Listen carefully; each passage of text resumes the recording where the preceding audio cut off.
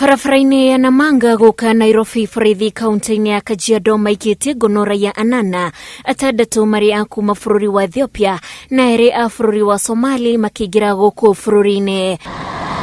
Anana acio arĩa manyitĩtwo marĩ hamwe na Akenya atatũ arĩa kũratuĩka mekũmateithagĩrĩria kũingĩra Kenya matarĩ na maratathi ma kũingĩra gũkũ kĩwatho. Ikifika leo asubuhi karibu saa 10, gari ambaye ni ya sako naitwa Naekana iliweza kukuja na hiyo watu.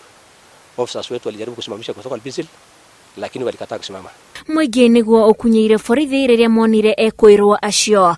Karibu kilomita 20 huko Isinya. Hapo ndio walikamatwa na wakaribishwa hapa kwetu Kajiado.